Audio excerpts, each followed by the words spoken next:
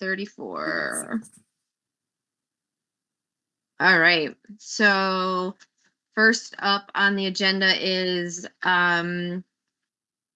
the soccer poll. So after our last meeting, actually, do you want to do, well, I kind of need Diane, but do you want to do a general overview for Karina first before I just dive into the agenda? So I think that makes sense. yeah, like, let me back up. So Jim, do you and Diane want to go over how Diane wants to have a drink. Hi, Diane. My God. Sorry, I literally could not. You could see me on there and I was trying to get off. You're being recorded, Diane. I don't care. Hi all. Sorry about that. I was trying. You're fine. It's like 5 minutes late. It's not I even. know, I'm sorry. I don't like being late, but it was like, yeah. So as I was saying, before I rattle through the agenda, do you and Jim want to go over like the overview of the Park and Rec commissioners before? Sure. So Karina probably just doesn't just hear me ramble on. Yeah. And No, I will leave that to Diane because she's got seniority. Okay. Oh, yeah, that's me, yes. a senior. That's me, a senior. Anyways, hi, Karina. I feel like we might have met at the elementary school like sometime, but I can't remember. Yeah, I definitely recognize you from some events. But yeah, nice to officially meet you. Nice to meet you too. So I don't know how long I've been a commissioner, so it must be a while. Definitely, I'd say almost a year. A year. 10 years, I think, something like that.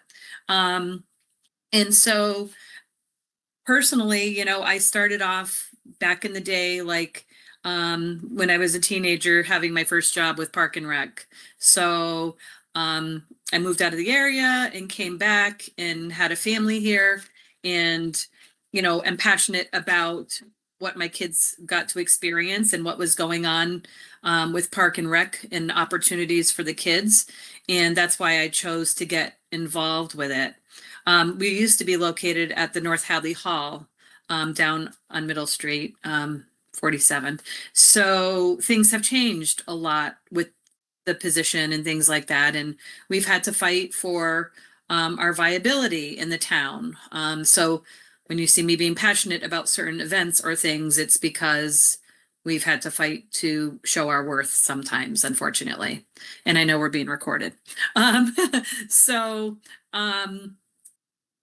Through the years, what other commissioners have been on with me, like Jim, you just took over for Steve, who was kind of covering for someone else.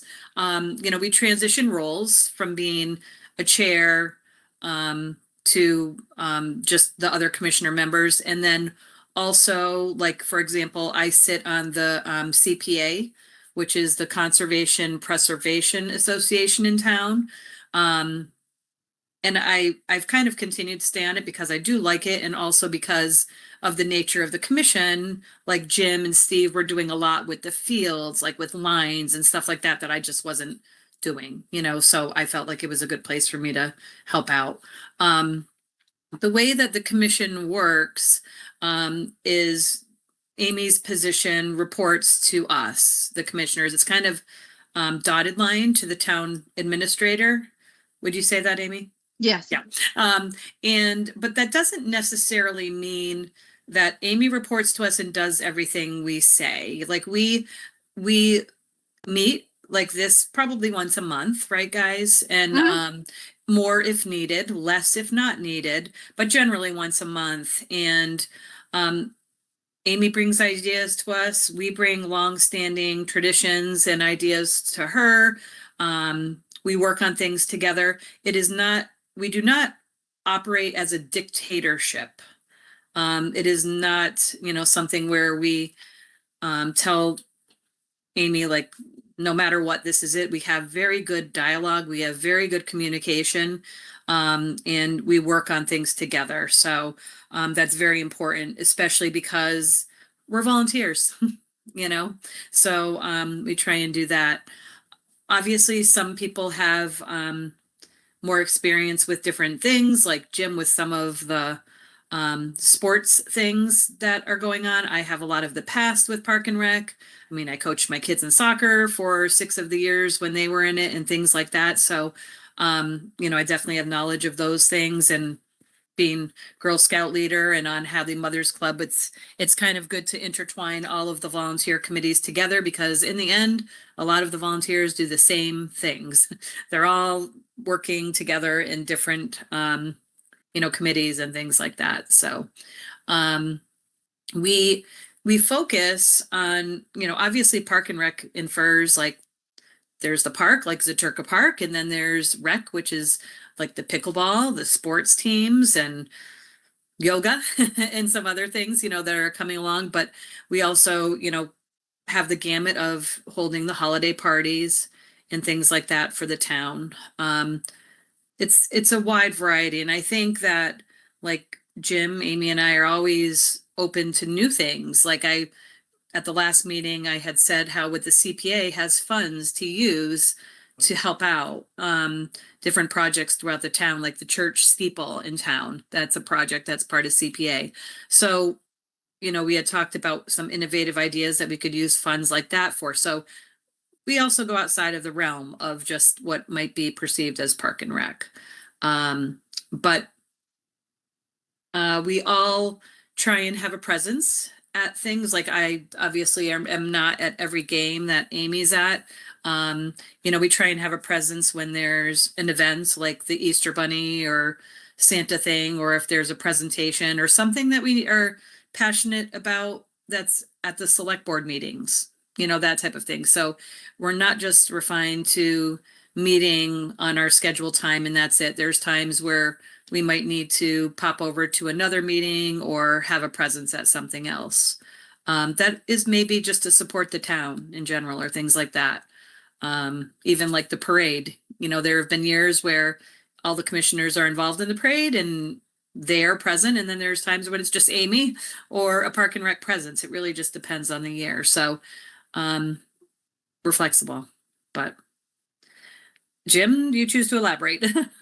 Yeah, so like some of the projects that I have helped work on with Amy's help was when one of the coaches and moms came to me and said, hey, we don't have a softball field. So I said, what do you mean you don't have a softball field? Where do you play softball? Well, we play it on the baseball field. So I tried to figure out what was going to be the best way to get that done. And we ended up going to a state rep who got us some money, and we built the softball field for the girls. And that turned into doing 2 fields, one building a brand new one where the little kids play, where your son probably plays, and then having the old baseball field number 3 be where the girls play. So we skinned that field and made it all for softball. Other things that I've in the past have done were the skating rink in the center of town right at Hopkins. I'm currently working on trying to get funding from the state and through CPA for a pickleball and basketball court combo right at the exit of Hopkins, behind the old, what school is that? Russell. Behind Russell School and the exit of Hopkins. And I know it's tough to see, but that's what we're hoping it'll look like on the way out of there. Amazing. But I've been hearing all sorts of crazy numbers, and one that I got the other night just blew my mind, and that tells me it's not going to happen. But I'm going to keep on going at it anyways. But yeah, like Diane said, we just kind of show up at things, and you know, the past couple of years, I've been relegated to pizza duty for the Easter Bunny and Santa Claus. So I go and pick up the pizzas and bring them, and you know, that kind of stuff. And we just support what Amy does. And, you know, when we were going through all this budget stuff the past couple of months, you know, Amy had to go and give a presentation to the finance committee and the select board. And I just went to sit with her to let her know that, you know, Diane, I think, was out of the country, and Steve was working, and I wanted her and the people that she was presenting to know that she was supported by other people. So I went down and sat in a meeting with her, and you know, our function is to support her and try and help get our vision and her vision combined done. So yeah, that's pretty much it. Diane didn't cover. I'm Do sure you have there's any more. questions, Karina, about anything? I mean, I know you see like the sports side of it. Do you have any like specific questions for me that you have or that I can answer? I don't know if I have any specific questions right off the bat, but is it just kind of up to us individually to think of ideas to bring to the group to say like, hey, I want to see this, or like how are ideas like the basketball courts and pickleball courts kind of generated and then decided on that we're gonna try to pursue that, you know, we're gonna try to fund that and everything.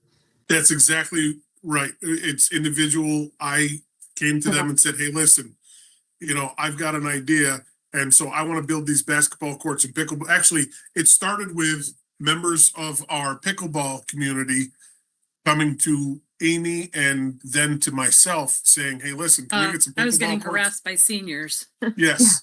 I'm sorry. For years, I can, yeah. They're very I had persistent. seniors. And I wish I could just snap my fingers and have the money to do it, but unfortunately, that's not the way it works. So then that morphed into, well, if we're going to do that, why don't we have a place for the kids too? Because where else is there for them to go and play basketball around town? The slanted parking lot behind the elementary school, it's all cracked up, and you know, it doesn't encourage kids to want to go and play there. And then it kind of morphed from that into, oh geez, you know what? If we take the pickleball nets out during the winter, we can also put a frame around the edge and make it a flat skating rink where we can have 3 or 4 inches of ice so it can last all winter long. And so I mean, it's going to be multi-use. And you know, obviously it would be a park and rec project, but the other idea I had was to build some picnic tables and make it available. I don't know how the high school works. We're not there yet, but picnic tables, the kids could go out there and eat at lunch. You know, the seniors could have a place to sit while they're waiting for stuff, and just make it like a gathering place for, you know, kids to play basketball, seniors to play pickleball or basketball, and, you know, kids to play pickleball. Because there's a pretty good age range, isn't there, Amy? Yes. Younger yes. to older folks. Yes, it's all over the place. And, you know, I want to get that done within the next year or so. So I will be working on that. And it's, you know, I'm not a grant writer. I have ideas, but I'm not a grant writer. So that's where Amy comes in. She's helping me get that done. And like the other day, I'm sorry, Jim. No, please. I don't know. No, you're good. Okay, well, I was going to say like at the last meeting, you know, I had talked about like access to the water in Hadley, you know, and when I mean water, like kayaking, boating, you know, that type of thing, swimming or whatever. And because I was trying to think about like CPA funds and, you know, maybe what they could be used for, like a river walk or something like that. So like the other day I was walking in North Hadley, you know, and we walked down by the pond and we were looking at the different access ways and things like that. So, I mean, it's ideas that we can generate and bounce off of each other. It doesn't necessarily mean each one we're going to like want to pursue and do. Like, I think like if I say, oh, well, we should have a luau in town, you know, like, I mean, we would all, you know, put in our 2 cents and be like, yeah, that's not really a community thing that we, you know, want to invest in. So like we talk about it, it's not dictated. Meaning it's not like, okay, Amy, I think we should do this and we do it. I think we come to the meeting and we discuss things. And if we think that there would be enough town interest and the finances might be able to work out, then that's when we start to pursue things. But yeah, ideas are generated from us. But I kind of interjected with Jim, like I would always go to vote and the same person would always say, how's the pickleboards coming? How the pickle courts? And finally, like, you know, Jim and Amy must have been getting the same thing, but I know I was always like, we're trying to find a place for them. We're trying to find a place we can do it. And, thankfully it ended up happening. But people will come to us when they know you're a commissioner and say, hey, what about this or that? And so, there's a community interest. Like there was the fitness thing we did a couple of years ago, like a fitness challenge, I think in the winter, Amy, or something. Yeah.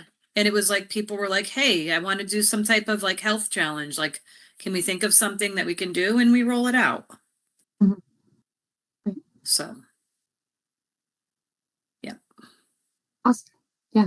Sounds very exciting. Yeah, I'm really kind of excited to be part of this group. I think if we're just looking at generating ideas, I think I can bring a lot of different ideas to the table. And I definitely am of the perspective that I don't understand this to be like a dictatorship, and I'm excited for the collaboration and seeing what we can bring to the rest of the town.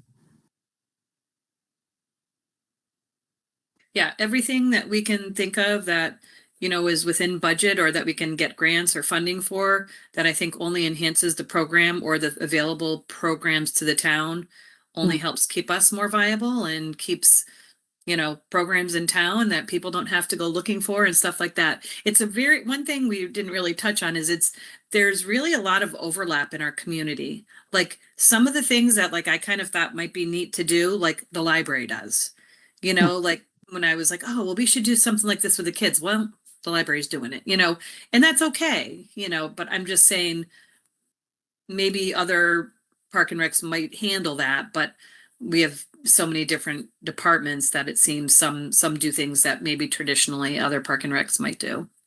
And the library to speak to that, they have the space. Yeah. They have numerous part-time staffing. Their hours are, Right. they have that beautiful community room. Uh-huh. So Yeah. Emily, who does the coordinating there, I mean, she's really got it like dialed in, and their trustees are like, they not that we aren't, but I'm just saying it's very, like you Yeah. said, like they wouldn't have been able to do that at Goodwin, or you No. know what I mean? It was Right. a traditional library where, Mhm. I agree. I've seen some of that, and I was like, oh, that's a great idea. I wanted Right. to And do then it's that. and I the know. library's doing it, that type of thing. It's Yeah. when we lost our space at North Hadley Hall because we had a stage, we had a kitchen, we had floors, we had storage, so much more. We could offer more diverse things. Although I think we've had some great programs at the elementary school and Yeah. other locations that we've been able to utilize now that we learn this like school use thing. And that's a whole nother aspect of this, like when the school is available, how much it's going to cost us to have a janitor be there, when is a janitor required to be there, there's so many details that go into each thing that it's not always just so simple as like, oh, we should do this. Yeah.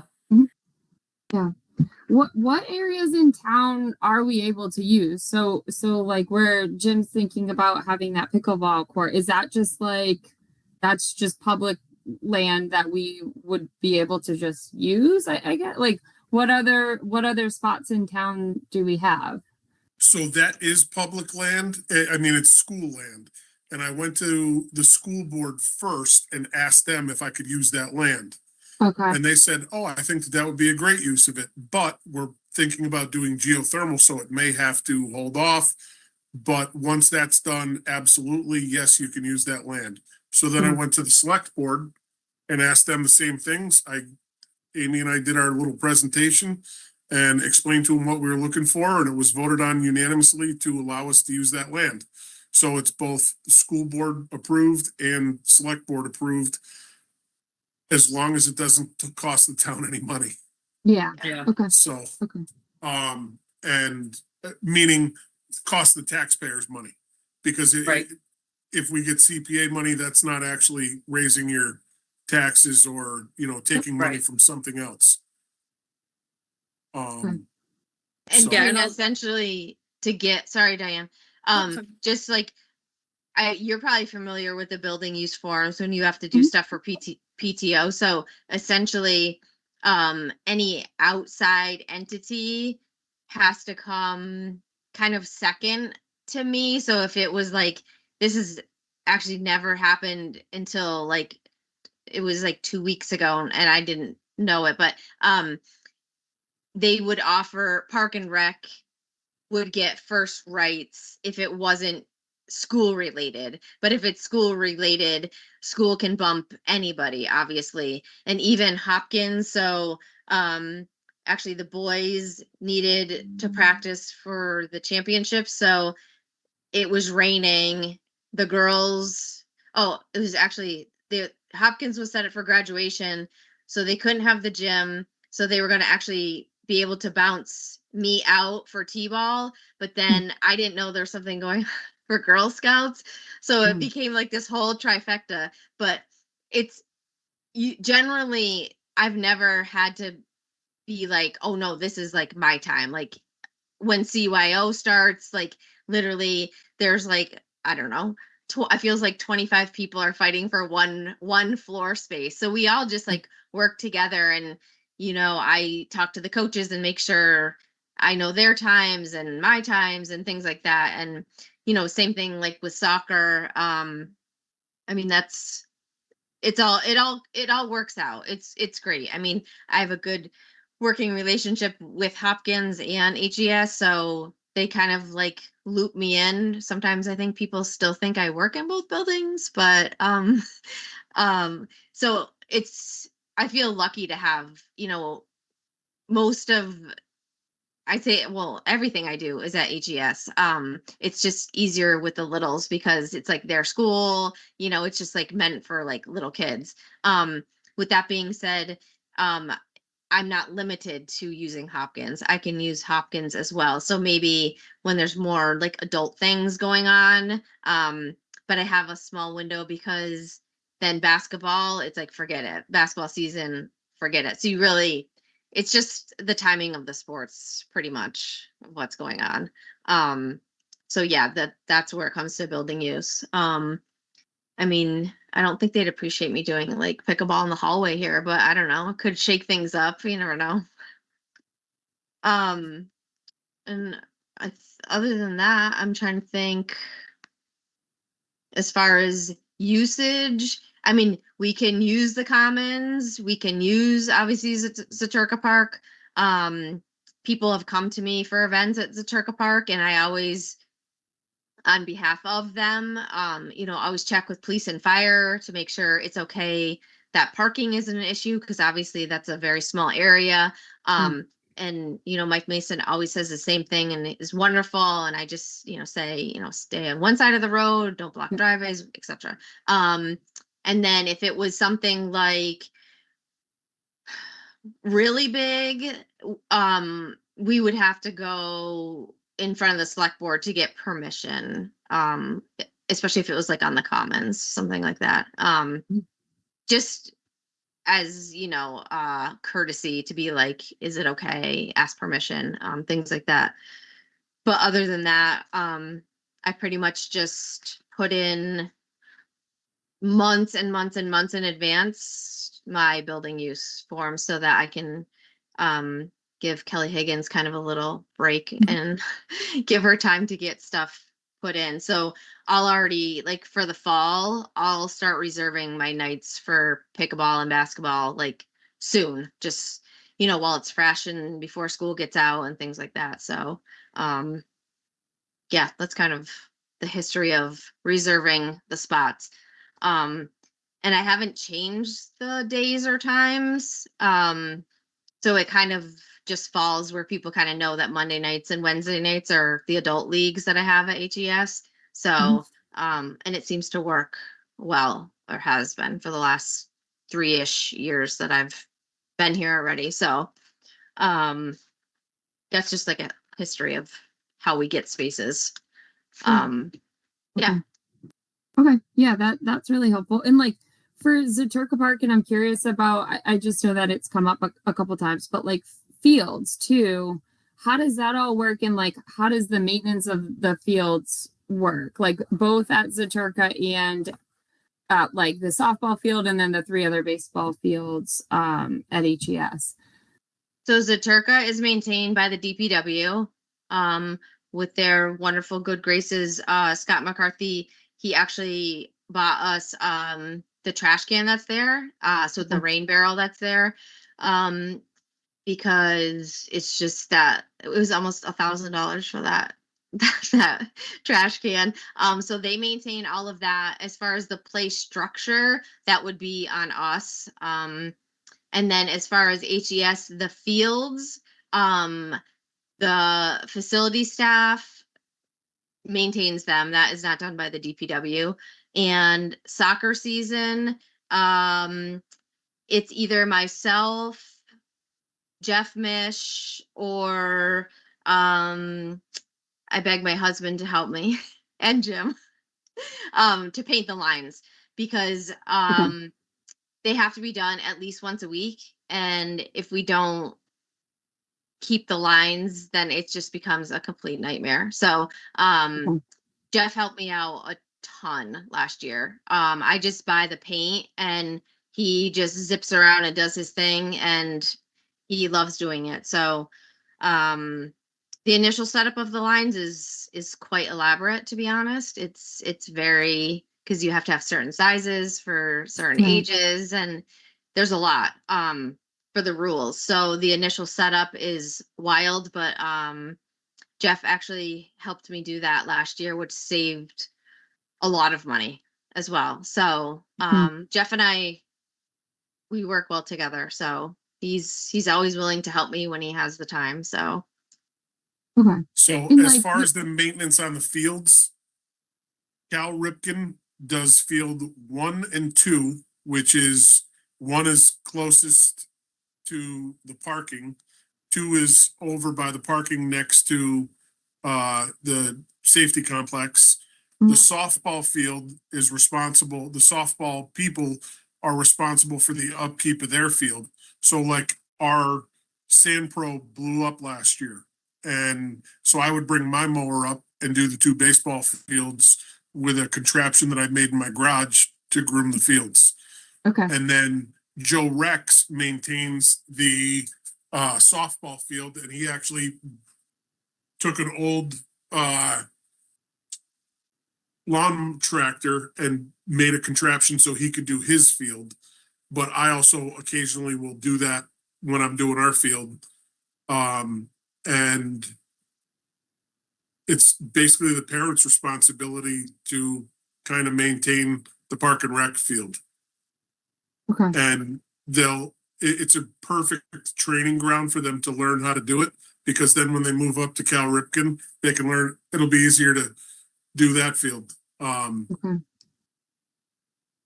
But as far as lines and all that stuff, that's actually something we should look into. Like if you want to line the T-ball field, I don't know that it's necessary because you don't even have umpires. But you'd have to get one of those little carriages that lays down the line and all that stuff. And then I'll bet you I know a guy who does some CNC machinery that would probably make them the stencil that we have for our batter's boxes. It goes around home plate. that's so cute. Yeah. And so, Yeah, I so think- Cal Ripken's responsible for the 1 and 2, softball's responsible for 3, and nobody's responsible for 4. Okay. Yeah. Yeah, because on 4 we were there for my daughter. She's in kindergarten on Saturday. And it's just a lot of the weeds are coming up through like the sandy parts. Yeah. And I guess maybe like parents don't quite know that they're responsible to take care of it. Maybe that's like discussed on the coaches level, but at least me as a parent signing my, daughter up for T-ball, I didn't know it was our responsibility. So I think it's just helpful to throw that out there if it is. Okay. Yeah, that's cool. So I paid $250 for my son to play baseball, and then I show up an hour before every game to drag the field and then line it. Yeah. So it's just what it is if you want to have a decent place. Yeah. Yeah. My son plays on, well, we were on field 1, like Saturday, but usually we're on 2 near the safety complex. Yep. Yeah. And yeah, I think people maybe just like don't want to step on toes, you know, if it's Cal Ripken's responsibility, like as a parent, should we help? And maybe it's just worth a conversation just with the coaches. But yeah, I think there's plenty of people that might be willing to help. I guess maybe we just didn't know that was kind of like, you know, being asked of us. But that's really helpful to know. And then yeah, with the paint for the soccer, when you say like Jeff Mish helps, like is that just also volunteer, or is he like he's Yes. volunteering? Okay. He's doing it to save me so that I'm not there like, I don't know. Because I can't, I mean, I can go during school hours because I'm a town employee, but other like, and obviously Jeff is, but like I can't ask like a parent to go when they have a lunch break to go line the fields because you can't go on school property when school's in session. So, you know, I have to go either in the morning. I don't go obviously during recess because that's not fair to the kids. Be like, oh, sorry, you can't have your fields for recess because I need to paint them. Or I find the time, I don't know, sometime in the afternoon. So Jeff just, I asked for help, and Jeff is here, and he's between both buildings because that's his job, and he's lining the fields at Hopkins, and you know, he just helps me, so it's Okay. great. Yeah. Yeah. Because a couple Yeah, I of mean, years it- ago, it was Steve Higgins, myself, and one of my buddies that went and lined the fields. And once you do it the first time, you're good. Yeah. Because even if it's faint, you can follow the old lines, but it's setting up those initial corners and making sure it's square it's tough. Okay. So Jeff does us a huge favor. Yes, he does. Okay.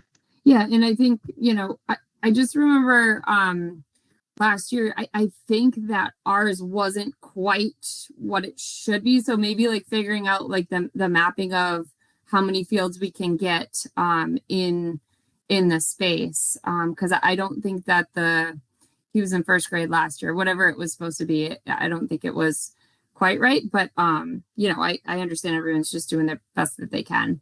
But our fields were significantly smaller than the other ones that we were playing against in different Correct, because towns. they have So a lot more space, because we can't go over the baseball fields with them. So they'll never be the correct space. correct. It will never be the correct space. Is that okay in the league that we play in? Yeah. Nobody's ever complained before. I haven't heard any complaints. Steve hasn't. Steve's been doing it for 20 years. Diane? It's just, it's No what we complaints. have. It's what we can work with. You know, I mean, I wish we had, you know, the fields like down at the Oxbow where we could have, you know, 20 different fields, but we don't. We have to work in with what we have, and nobody wants to play in dirt. So we try and keep it off the baseball and softball fields. Okay. So How many fields do we need for the schedule to work? that's an Amy question.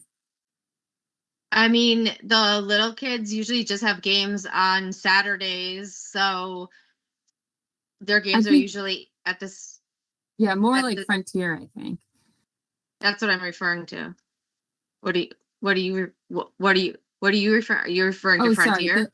The little kids, are you thinking like the pre-K through K, or which little kids? I guess they're all little. Okay, so I'll be specific. So the preschool and kindergartners are on Saturday only. So there's usually not other things going on unless it's like third and up. They might be using the bigger fields that are designated for them. I mean, for the preschool and kindergartners, it depends. I mean, one year I had 56 kids, so we needed a lot of space. I won't know that obviously until registration is open. So we just need grass for that age, literally just grass. Like we don't paint a field for the preschool and kindergartners.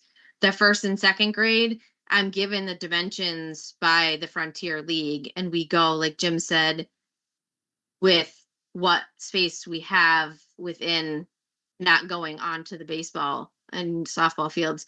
So for 2 years in a row, when Hopkins was not able to use their fields, we actually had 9 or 10 teams between the high school and the primary school using just Hadley Elementary School. And there wasn't one problem. It was amazing. It was, we all worked together. The older kids came, everyone was off the field when they were supposed to be. It literally, by the end of the season, got down to dirt. I was painting dirt because there were so many kids playing on it.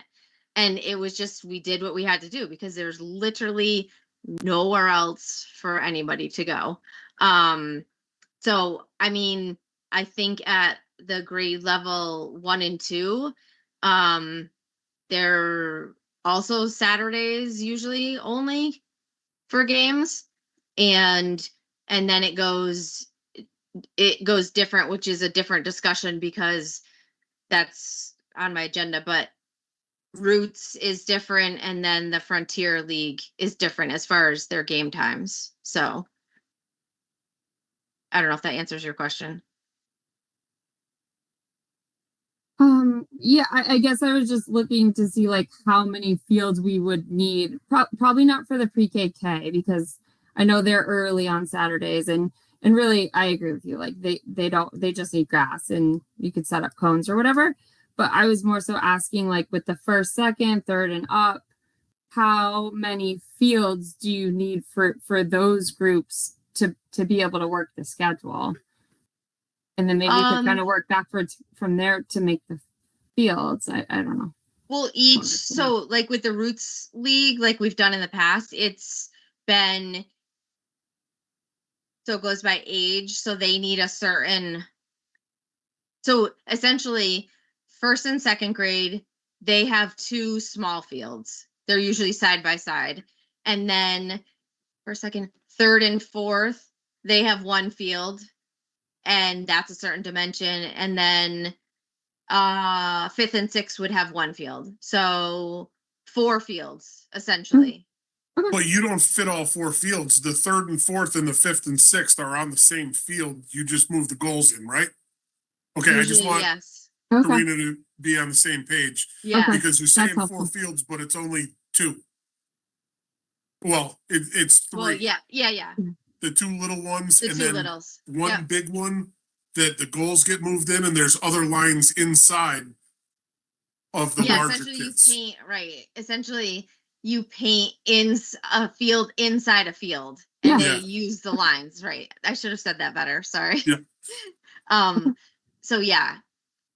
And it actually, without that other bigger field that we needed the like 2 years ago, it actually wasn't too bad. They had plenty of room, I feel like.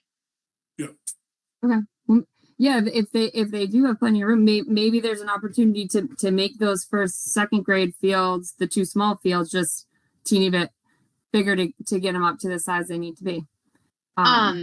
Do you remember the towns that had bigger fields? Because I don't know if they're just using the fields that are already there and not specific to first and second grade. I would be interested to know that. Yeah, Only just because the league, they actually tell you the dimensions of the fields. Right. So I don't know if they're just using a bigger field because I don't know. I'd be interested to see if that's what they're doing. I don't know. I could reach out to Deerfield too, to see if that's what they do. Maybe just to save a field. I don't know. Or save 2 fields. They just go on a bigger field. I'm not sure. Right. Yeah. Yeah. I can do some digging too and try to figure it out. But yeah. So yeah, soccer is definitely one of the trickier seasons because there's a lot of working parts for soccer. Yeah. But I think once it's all set up, it just kind of like flows essentially. As long as we don't get a ton of rain, that's when we get struggling with cancellations and moving around and shuffling. But no, it usually works out well, I think. And having Jeff help is because we used to pay someone to do the fields, which, you know, like 2 year in within 1 year, I mean, the price jumped significantly. So if I can obviously save money anywhere I can, I try to. And you know, any way I can help Jeff, I try to. So I'm thankful that I have I have at least the initial setup done, and the rest kind of just falls in place. But yeah, it is already soccer. It is already soccer season and soccer talk, unbelievably to think of. So all that stuff, you know, I'm planning now-ish. So Yeah. Right. hopefully that's helpful. Jim, you might want to describe the fields and not let me do it because I probably confused Karina even more. No, it's all good. I got it. I understood. But while we're on the topic of soccer, I can tell you more about it because it's something that we talked about at our last meeting. So, I did a poll. I sent out a poll to have exact numbers. So basically from families last year, which would have been grades 3 through 6, I sent out 57 total. It would have been total families. The poll, 31 people did not respond. So that was kind of a bummer. So my poll kind of isn't super helpful, but it actually is almost, for the people who did respond, it's almost split down the middle. So people, the Roots families who want to stay in Roots were 16. And then people who want to switch or either stay in the Frontier League were 10, with an additional 3 would be fine with whatever is chosen. So with that being said, I don't know what to do.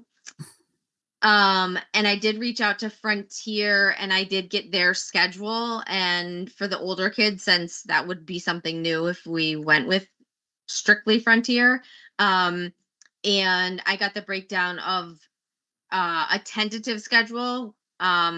And it seems, you know, pretty feasible, pretty competitive. Jim Ewan, who is awesome, he was so excited to even have us entertain the fact of going through 3 through 6. He was like ecstatic, and I was like, well, don't get too excited, we're still talking about it, but I just wanted to make sure. And he's just like, they're just great. So I told him, you know, we were having our meeting and we would talk about it. So that's where I'm at.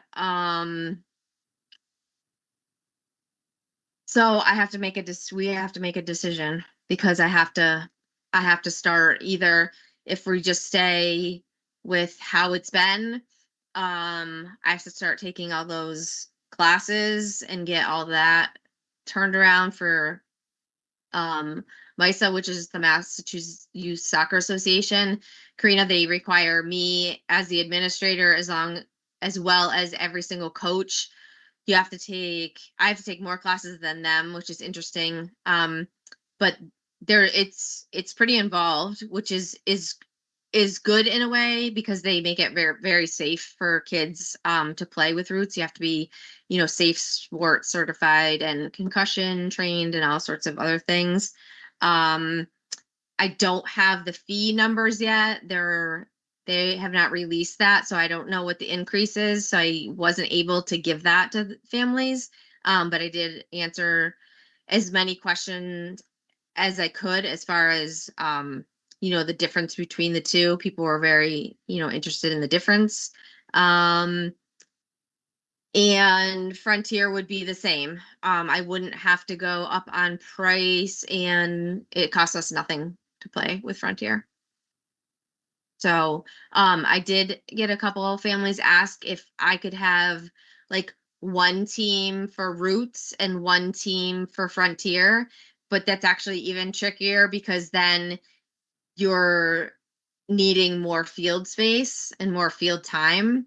So, because they wouldn't essentially practice together, where traditionally the grades practice together because they're the first and second graders. They might be on different nights, but then it's like I have 2 leagues instead of, well, I have 4. You know what I'm saying? I have first and second graders are Frontier, and then I would have a Roots team, 1 team for 3rd grade, and then 1 team for Frontier. So I'd have an additional 2 teams. So I'm not sure if that is a great option. I think it would just be the way it is or all Frontier. So- Any thoughts? I have a thought, but I can hold. Or Go go. ahead. Well, Yeah. Go ahead, Jim. Go ahead. no, my only thought is if 16 said yes and 10 said no, then you do the 16 yes. We put out a poll. If we're gonna put out a poll and not go with what the majority want, then why do we do it? And there were 3 families that said that they would go with whatever. Yeah. I mean, you don't reach out, like, people, if they're gonna complain, well, they need to respond. Yeah. Or participate in it, you know? Yeah. My question was going to be, what was the thought of doing Roots to begin with? Like, why did we shift, or did we never do Frontier all the way, or like, did we shift to just Roots for the older one, or was it like what went into that decision and why is what I'm curious about. I came into it being set up that way. I Okay. think historically before we were all Frontier. Jim, correct me if I'm wrong. Diane would know better because I came in when there was a division of stuff. It might be good in a face-to-face meeting. Yeah. There was a little bit of political things, I Yes. think, going on.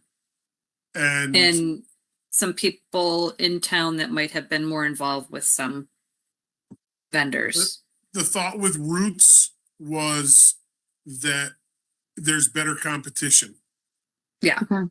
And so Amy tried to, a couple of years ago, do more, because some kids didn't want to do Roots because from what I was told was they went over to Roots, they got their teeth kicked in every week by these better teams and nobody was having fun.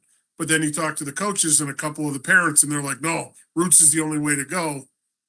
And so you don't know. So we had Amy do a poll and a majority of the people wanted Roots. And last year it was, hey, we don't want this. We definitely don't want Roots. We put out the poll and the parents came back and said, we want Roots. So we did Roots. And I mean, I think it's a year by year thing, but I think that if it ever changes, I don't know. I don't know if we can go back and forth Yeah. every single year. Mhm. But I think if the majority of people say they want Roots, we'll do Roots. And, Yeah. and- yeah. Go ahead. Okay. Yeah, that I think that makes a lot of sense and kind of respecting the way that the survey got returned. But you mentioned Frontier costs nothing.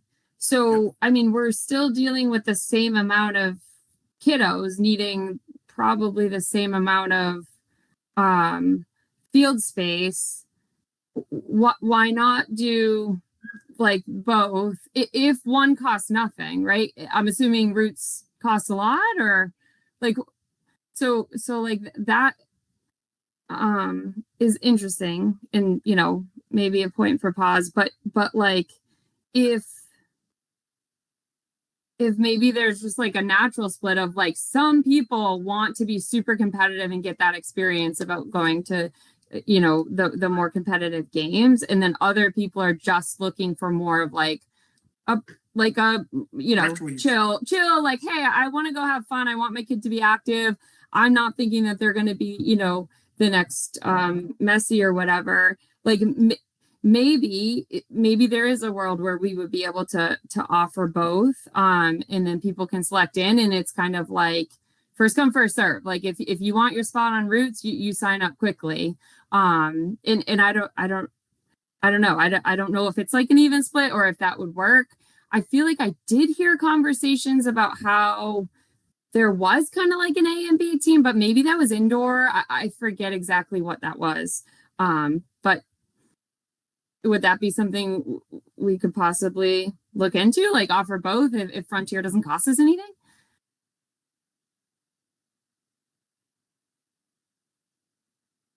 That's for you, Amy. Like, I don't I know. know. I don't know if we've ever really I don't know. broached, It's, I feel like that's opening another avenue that would just maybe, I don't know. I don't know how to, I don't know. I feel I'm like not sure. we're not here to, like, we didn't really talk philosophically about Park and Rec. That's one thing Jim and I nor Amy brought up. And I think the big thing about Park and Rec is we're not Cal Ripken. We're not looking to Right. we're looking to just let these kids have fun, learn fundamentals, and all that. And I think we can control what we want to offer. And if we say administratively, it's too much to do more than one league, or we're just offering this one league. And if you want your kids to be in it, or go to another town. I don't know. I could go either way. If Amy said, yeah, well, we could do that, then I guess, that's something we've really never brought up, so I think it's a great discussion piece. And one of the things I want to keep in mind is all these other park and rec departments have second and third employees. Right. We have one Yeah. who's responsible for everything, including the certifications, getting the pictures done, doing all that stuff. And it really is. She started a couple of weeks ago, and it's going to go right up until it starts. And, usually most things are set it and forget it. Like, T-ball is easy to start. That's the same process every year. We start taking, signups at this point. We start getting coaches at the same point. Then we start on this date. We have it every Saturday. If there's a rain day, it gets bumped out until this point. With soccer in 2 different leagues, I don't even want to try and imagine what that would be. And I don't know the nuts and bolts of it, but I'll support Amy and whatever. If she thinks she can accomplish both of them, yeah, let's do it. But then every time we've tried to do that, it's come back and they said, then yeah, they all we don't go have with enough one or kids. whatever. Yeah. Yeah. We don't have Then enough they say, kids. oh, you're doing that? Well, Oh, we should do that. His And it friend's becomes- playing over here, so I guess we're going to do that instead. Yeah. And then we have to change everything around. So I think it makes more sense to stick with one or the other. And Roots, they have a hard deadline. Oh yeah. Like Roots, I have to have everything done, but they don't start like doing anything until like the 3rd week of August at the 17th hour. Meanwhile, I'm having a nervous breakdown all summer long, making sure Right. I get everything done and chasing pictures and because you have to have a certain picture for the kids and people are vacationing and things like that, where Frontier, if I try to be really gracious with families. And I even order extra uniforms because there's always a handful who are just busy. They missed registration. It's already Busy. closed. Yeah. Inevitably we have our famous ones that come in every time. Oh, can't you make an exception? Oh, blah, blah, blah, blah, blah. Yeah. I know. Every time. So Every time. Hard. Frontier, essentially Frontier, I could be oh, sure. Absolutely. With Roots, it's a hard no, because once the deadline is there, the roster is set there.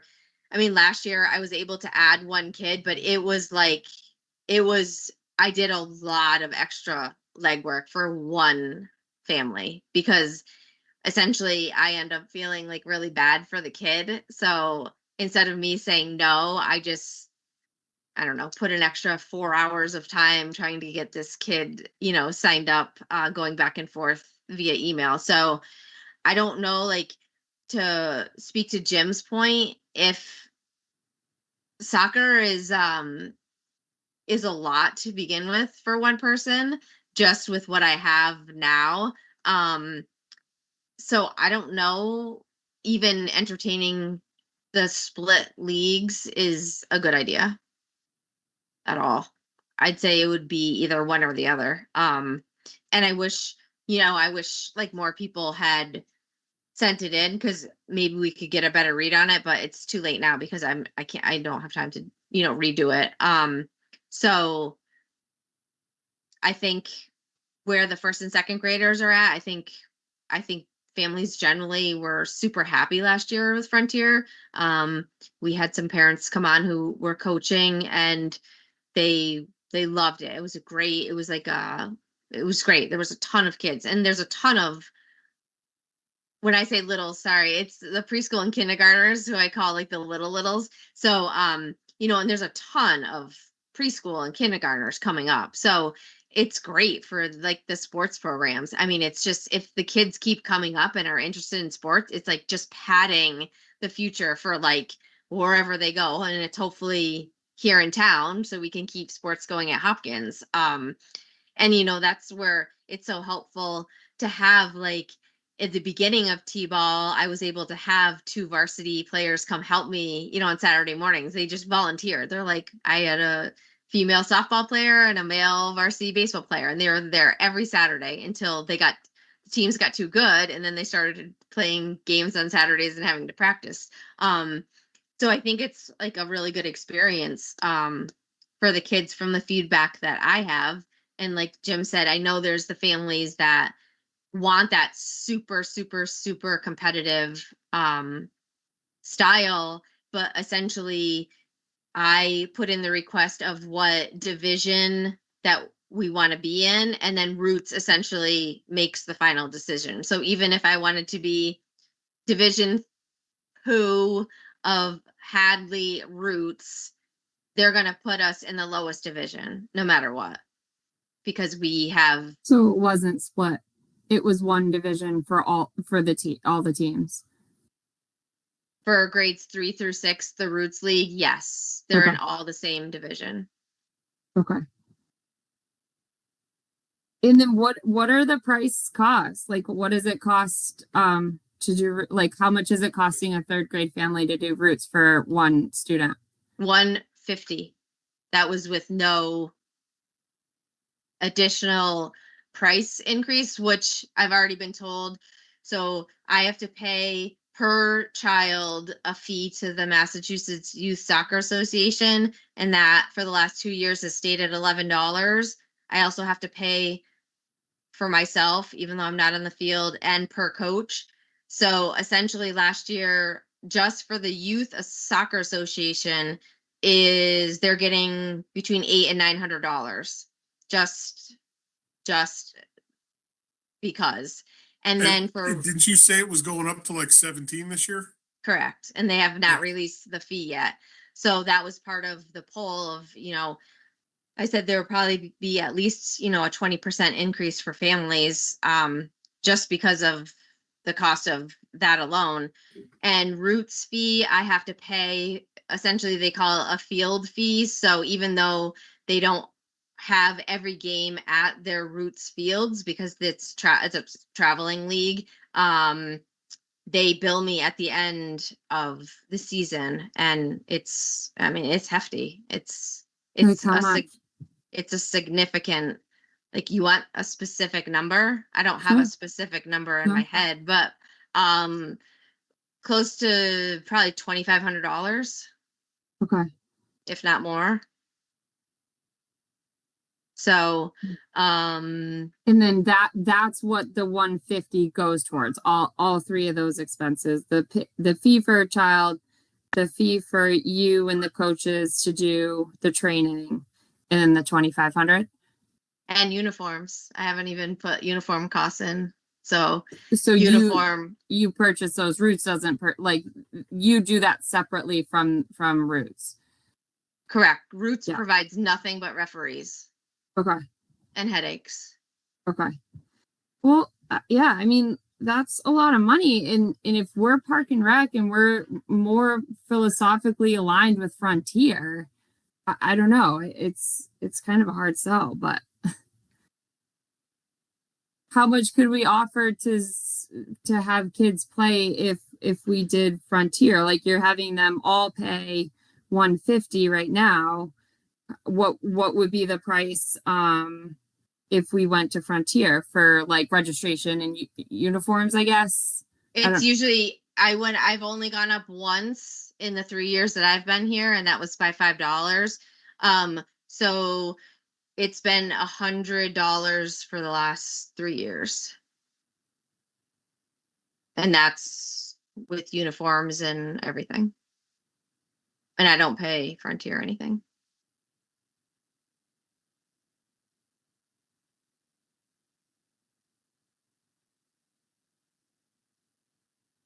Excuse me for But 1 you're- minute.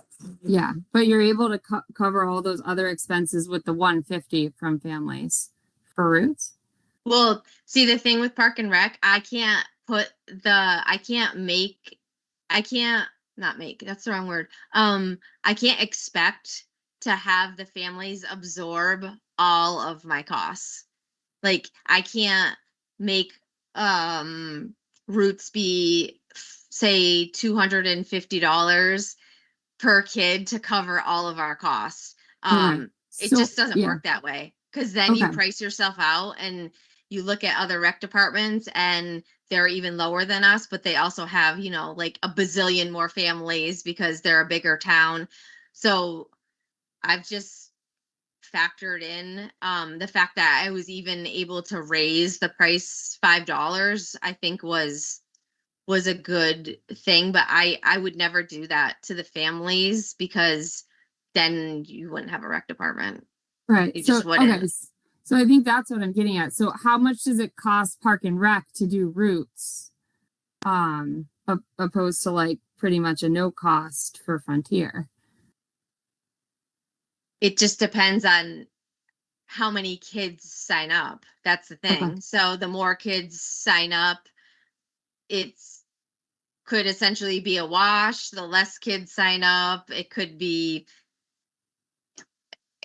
it's hard to pinpoint because I don't have specific numbers, but like an average, like in the past, it's not like Park and Rec is making $1,000 off of soccer at all. If anything, it's a complete wash, or maybe even lose money depending on. Well, yeah, that's what it kind of sounded like. It sounded like for Roots, you're losing money. Like, how much does it cost you to go into this with all the expenses? You know,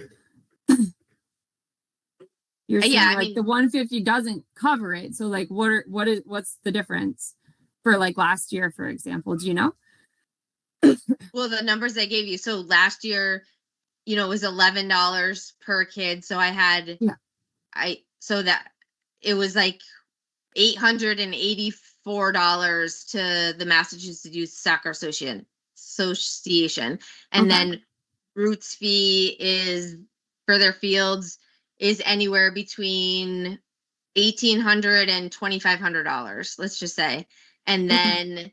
then uniforms, it's $1,500 to $2,000. Okay. And last year I asked the families if they could buy soccer socks, because one pair of soccer socks, that's like another $20. That's even like at bulk. So I asked if they could do that to, you know, help offset costs, because I saw, you know, financially what we were coming into with this fiscal year. So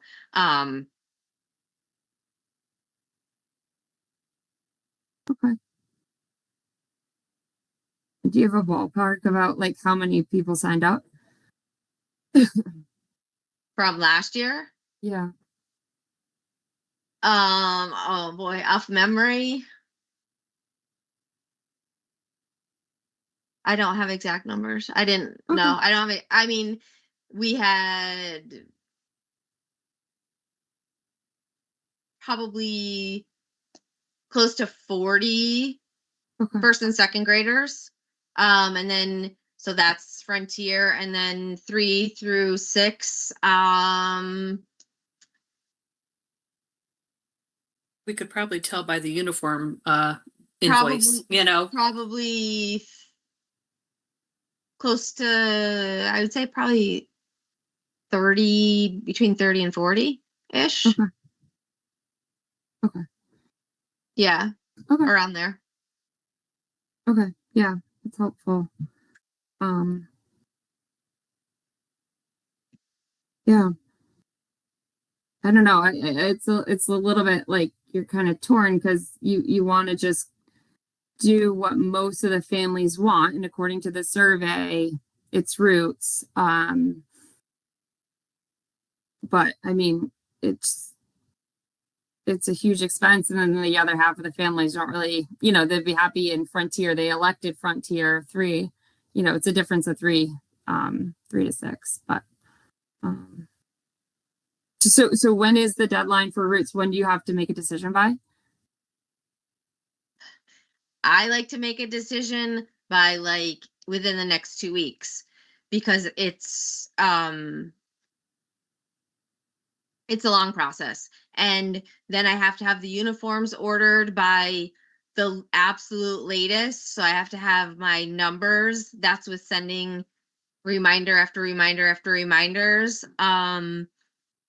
The latest I would even push it would be like maybe the third week of July, because I need to have those uniforms in hand to know, because say something happens with production, or God forbid something, I don't know. I've never had it, thankfully, but I mean, the Frontier League, it's a little more lenient because they start later in the season, but I order for the whole, for everybody at one time. So I'm getting, a ton of stuff. So, and then you have to get, all your sizing. I mean, the uniforms it's quite a project. And then I make it easy for the coaches. So I like put all the teams together. So they literally, the coaches literally just have to hand like a packet for the kid. It's already sized out, has the name on it, I try to make life easy for the coaches because they're also donating their time. So yeah, I'm right about now is where I would be starting to open registration and make the registration forms between now and I want it done before I take time off. So within the next 10 days, I would like to open soccer registration and have it floating out in the world. So I try to do it before school gets out, essentially. So it's like kind of like, oh, people are still in the grind and, have their routines. Because, once school's out, especially after, 17 snow days this year, it's like, forget it. Like, people are not going to be planning like the fall. They're going to be like, oh my God, the fall. But so that's why I have to start it early. And it usually works out well. But soccer is large for sure. It's my biggest time consumer for the fall is. So I want to kind of move this along a little bit. I just want to vote on this and get it done just so we can be done with this. It's been going on too long and the families need to know sooner rather than later, is my opinion. So does anybody have any thoughts in favor or against one certain thing or another before we vote that you want to have heard? I would just really love to see both. If that's not feasible this year, maybe we can consider it for next year, figure out how we can make that happen. Just because it seems like the cost for Roots is astronomical compared to the Frontier, which is free. And half the families are just looking for something for their kids to do, whereas the other half is like highly competitive. So maybe just thinking about that for next year, and figuring out if it's feasible. Of course, not, a couple months in advance, but possibly for the following year. I think that makes a lot of sense. Yeah, even at the end of the season, doing a survey for the families as it ends, Yeah. And Karina, just to clarify, are you talking the options for each grade level, like the 3 and 4, to have Roots or Frontier? Is that what you mean? I So think two- so. I think first and second is fine in Frontier. I think Yeah, I they're would happy put there. them in Roots. Yeah. Yeah. I think, and then like 3, 4, 5, 6 have the split, right? So you can either opt for Frontier or Roots. And then, you know, maybe it just takes a year that we see everybody wanted Roots and some people had to go to Frontier, and we're like, okay, we won't do this again. Like we thought you wanted, you know, more of a leisurely experience, but maybe that's not the case. But it'll give us some information at least. But yeah, that's what I'm kind of, Okay. my idea is. I just wanted to make sure that I had it on my end. Yeah. So yeah, I would say you all should move to vote. So it's Okay. either keep as is right now, or which would be grades 1 and 2 go to Frontier, and then grades 3 through 6 play in Roots. That's how it's currently existing and how it has been. Okay. Motion to vote? Or Yeah, we can vote. Yeah, I don't really. I'm not, second. Do you second a motion to vote? Yes, Yeah. Okay. Second. In favor. okay. How do we Wait, what want are to you in do it? favor of? By seniority? all in favor mean, of keeping yeah. the leagues as they exist now. So first and second grade will be going to Frontier no matter what, and then grades 3 through 6 will be at Roots only. That's how I I don't- vote. I also Yes. vote that way. Keep it consistent. Yep. With the notion that I will put out a survey at the end of the season to see how families are feeling for next year, for 2027. It'll be for 27. Yep. All right. And I will update as things come through once Roots starts thinking about fall soccer, which will be soon. So just real quick, I'm just gonna go down my June updates. I have met with a family who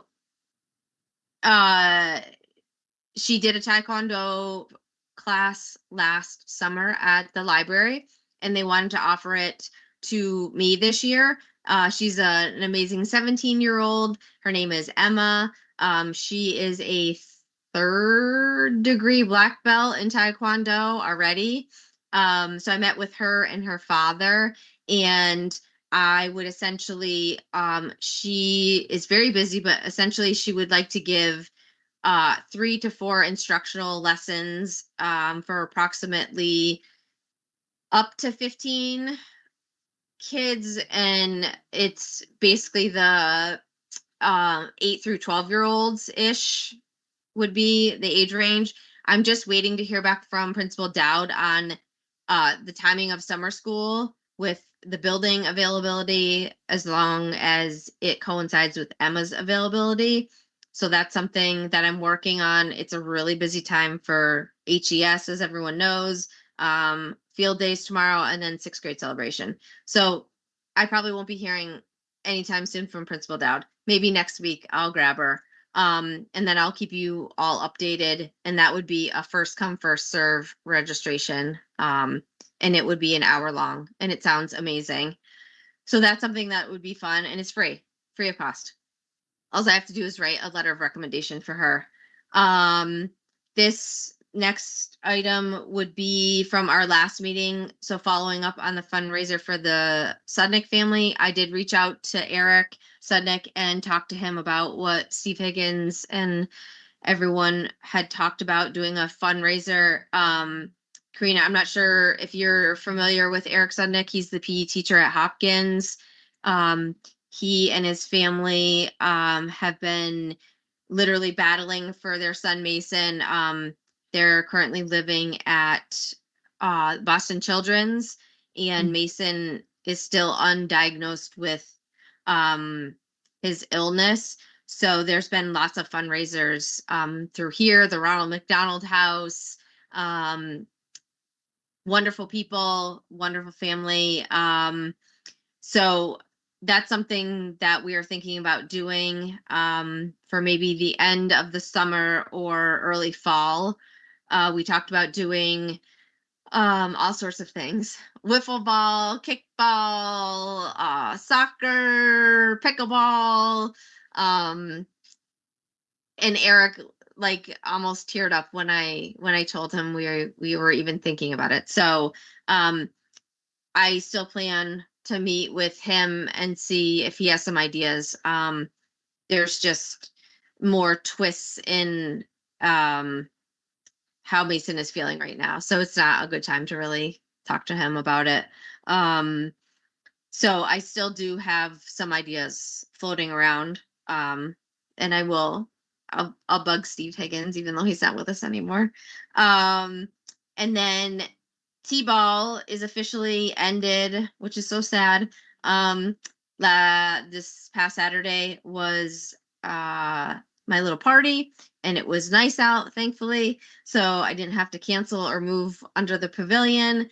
And it was so nice because there were so many new families, like a lot of new families. And they're just so appreciative. Like they're just the families that are with us still, and the new families are just, it's so nice. Like they write the nicest things to me, which it really does, like, it's just awesome. They're just great, and they're very involved, and they want to help, and they always ask, like, do you need help? Can I bring something to the party? Like, it's great. So that's super fun. We had a great season despite the couple rain dates that we had. So we talked about upcoming programs. So that fall soccer, I'll be working on that for a while. I'll get that up and going. I'll reach back out to Roots because they are waiting to hear if we will be staying with them or not. So I will tell them that we are. And then lastly, any notices that need to be discussed within the last 48 hours. I do have something. I had Amy Fighten walk in my door yesterday and ask if I would like to be a part of Bank ESB giving Park and Rec some money. And I was like, yes, that would be amazing. So Bank ESB, they want to give back to the community. And Amy said, because at all the events that I've hosted, like the race, when we did trunk or treat and whatever we called it last year. What did we call it, Karina? What was it called last year? The Halloween event, or Yeah. the Halloween event at the at HES. Anything that Bank ESB has been a part of, the parade. For example, I never really saw it that way, but she's like, like, you've given us a chance to be a part of the community, and Bank ESB wants to give back to the community. And I was like, oh my gosh, that's so great. So what they want to do is they want to do a summer series of movies, Jim, kind of like we had talked about. And so we talked about it for a while yesterday. So we came down to, I gave her some ideas, and she didn't know how hard it was to like get a space, like kind of like what Karina was asking. She thought Zaturka Park, and I was like, well, if we're offering it to all of Hadley, we definitely cannot have it at Zaturka Park. And then like the Common, I was like, I think I have to go in front of the select board to get like a 1-day permission to use the Common, like they did for the summer series when Valley Malt was there last year. So anyways, I suggested that why not use Hopkins? Like it would be like a Thursday evening. A company comes in, they pay for the company to come in, they set everything up. They, you have to buy the copyright for the movie that you're playing and all that gamut. They do everything. Literally, I just need to secure the space. She even talked about getting like one of the local businesses that have like mobile food, like ice cream, flavors, the Sugar Shack. something like that, to come and it just be like an event. So I'm waiting to hear back from, she had to go back and bring it to the marketing side of it, but she pretty much was like a go.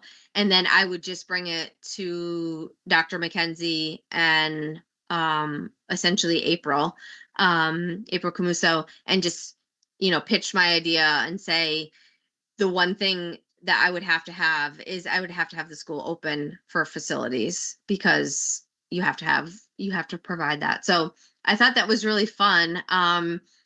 She's thinking of trying to get it done. So it would be essentially at least 2 Thursdays, like the first 2 Thursdays in August. And I thought 2 would probably be great, maybe 3, but I didn't think 4, because the fourth Thursday, in August actually is like right when teachers go back to school and like parents are like in school mode. And I'm like, that, I think that's cutting it too close. So I think if we can do it, it will definitely, I'll probably hear back from her this week, if not the beginning of next week. And I just wanted to let you guys know and see what you thought of that, because it literally just walked through my door. I think So it's back awesome. when, yeah, it's awesome. And back when Kara was in Girl Scouts, we did this at the elementary school. So you have to think of light, you have to think of, because, but I think Hopkins, if it's done out in the back, as long as it's not up closer to like Route 9, Mhm. would be fine, because there shouldn't be as much light, for the big screen and like cars turning and all Right. that stuff.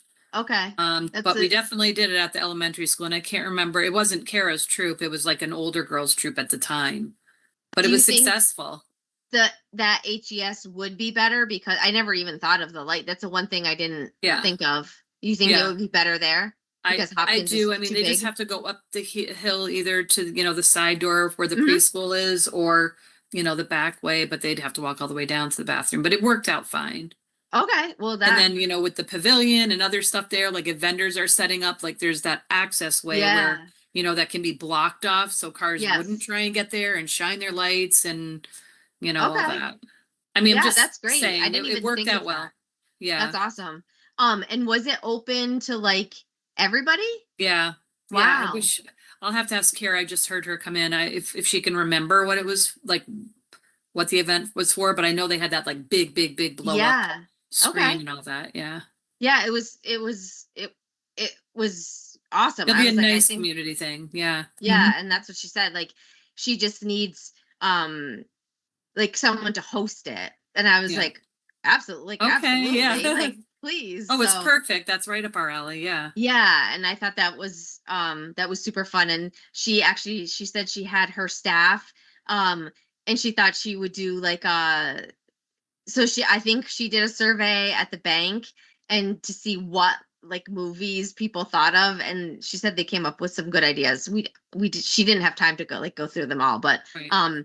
it would be a movie that like, it wouldn't be like a new age movie, but it would be something that like people are familiar with. Does that make Yeah. sense? Yeah. Like, not like Jaws, but something like, something, Back to the Future or Goonies. something like that. yeah, something Goonies, like, yeah. yeah, something fun like that. So I was like, absolutely. So I told her, that I just need, more details, and then same thing, I just have to get, permission. And actually the elementary school I didn't even think of, but that actually is probably even better, like you said, because the hill, and Yeah. it's just, and it's not like there's not plenty of room There's a lot of down there. parking, So yeah. a lot of parking. Yeah. Yeah, Yeah, so that I- was fun. That was a nice surprise yesterday. So Yeah. I was also Cool. thinking the elementary school might be a better fit too because of noise too, because Route 9 might be a little Right. bit noisy. yeah, Right. I forget that. Yep. I mean, I'm so used to it because my back is to it. Like, Right. It's It's just that little hum. 40 something hours a week, tractor trailers like Yeah. literally screech their brakes. I don't even like move anymore. Right. But yeah, Yeah. the elementary school, absolutely. Yeah. That's And, a like, great idea. The other idea too is if we're thinking of doing it for 2 Thursdays, maybe like do one movie kind of geared towards a little older and then maybe one a little bit younger, or maybe forego the younger one if it's going to be at like 8 o'clock at night or something like that. You know, if it's too late anyways, then maybe don't think about that. But if we are trying to get like younger kiddos there, it might be something that's like G or PG, or just kind of like, okay. Yeah, yeah, Sure. absolutely. Yeah. There's plenty of great G and PG that, you know, Yeah. are that are crossover funny. too. Yeah. Yeah. Yeah. Yeah, so that was awesome. I was just like, yeah, I was like, thank you, thank you for thinking of us. Yeah. But it's nice to have like these like community partnerships. So Sure. yeah. Amy, do you remember when they used to do that on the Amherst Common? It was hot summer nights. Yes. Yes. I know. When we were in high school, they I used to do know. that. I mean, it sounds so lovely. I don't know, I- like it's something for kids to do. It sounds awesome. Yeah, Yeah. it is. And I feel like HES there's much more control with like you said, like parking, and then you don't have people like coming in off Middle Street or trying to drive down, you know, the Middle Street access. So yeah, no, that's great. That's perfect. And then I don't have to worry about intruding on summer soccer either. I also thought of that when I said Thursdays. I was like, oh God, I have to check the schedule. There's a lot going on in those fields over there. So no, that's super. So other than that, that's what I have. And next would just be usually Karina, we just set a meeting before I adjourn the meeting. We set a date for the next, or we try to, for it would be for July. Okay. So let's see. Diane, do you want to go? No, because it's not going to be in person, right? No, Please. no. Yeah, no, I'm no. shot. I'm Not shot until a lot of the I'm month. not until the year 2027 when they're gonna force Mhm. us to be in person. I know. It'll never Um, happen. I know. I don't think it will. I know. To tell you the truth, as long as it's Zoom or Teams, I should be pretty good. Okay. Let's see. Jim, do you have any? Nope, week of the Monday, the 13th, 14th. Karina, are you available on July 13th? Yes. How about July 13th, 5:30 via Teams? And then I should have some more information on soccer. Like maybe have a little bit more as far as this upcoming year. Great. That I can bring to you guys. And if I have any updates in the meantime, Karina, I just send it via email. And the email that I have is the one you want me to send it to, Karina? Yeah, the karina.parsons4@gmail is good. Yeah. Okay. Okay. And then if we think of like those ideas or whatever, we want to bring stuff forward, we email you, you put it on the agenda, and then we can talk about it, or we just wait until the meeting. Yeah, especially if it's specifics, I'll have to put it on, just because for the open meeting law. Yeah, I usually try to be specific, and then I always have anything within the last 48 hours, like that. Usually nothing comes up, but like literally yesterday, like something came up. So that was great. But yeah, if you have specifics, just you can email them to me. And I try to do the agenda, especially with holidays, because Jessica has to have them posted. So I try to do them at least a week, if not more, a week and a half out. So it's posted and everything is all set. So, yeah, I would send it, especially because the 4th of July. So if you have something, if you can send it to me by like the first week of July, that would be great. And then I'll just do up the agenda and have it posted. Yeah, I mean, if there were a lot of ideas or something, we can always add in a meeting. Like, we are not stringent on timing, but of course with summer, it just Yeah. gets hard with schedules and all that, but you know, Yeah. But the open meeting law is always something that we have to pay attention to with, you know, I guess everything, the Yeah. law, whatever. Okay. So And Diane, Diane you is have to, usually sitting in front of a picture that looks like her background right now Yeah. yes. when she's doing her meetings. That's right. Oh, sorry. Before we go, what about chair, Jim? Oh, yeah. Oh, what was he so- gonna pull with that? No, I make a motion to vote on a new chairperson since I was last time. That's nice. That's nice. You and I'm two not gonna s- idiots. I don't care if we're being recorded or not. And I'm not gonna stick it on Karina. I So- have to Thank have you. a It's here for a year, chair. right? Great. So it's me. I You all have I in- to. vote are you all Diane. unanimous? I vote Diane. Yeah, great. I'll vote Diane. I Bring can't it vote. on. Sorry. I All right. can't She's vote. here. Yep, she's here. Thanks, Amy. I'm so sorry. I have to have a chair. No, it's okay. I don't, to Jessica's tell gonna you the be truth, asking. to tell you the truth, I don't think I have been chair for a while. Okay. You don't have to do So, anything. Don't worry. Yeah, it's fine. I don't mind being chair.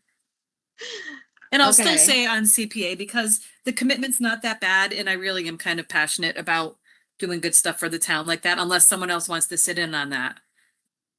You know, Nope, I'm good. You got it. I would like to bring up stuff about that maybe at the next meeting. We don't get together with CPA for a while, but I was at a grad party. And Mary was there, who's the head of CPA, and she was talking to me about things. And then I was at the cider house, Carr's Cider House, and some other people were there that are part of CPA and were hitting me up about other things. So I think people really, you know, we want, so with that, Karina, like the CPA has this money that they want to use. And if they don't use it, we lose it. And you hate giving money back. And usually what it is, it's partial CPA funds for something. And then the whatever organization or person that comes to us also raises money. So for example, the PTO came to us to help out with the pavilion.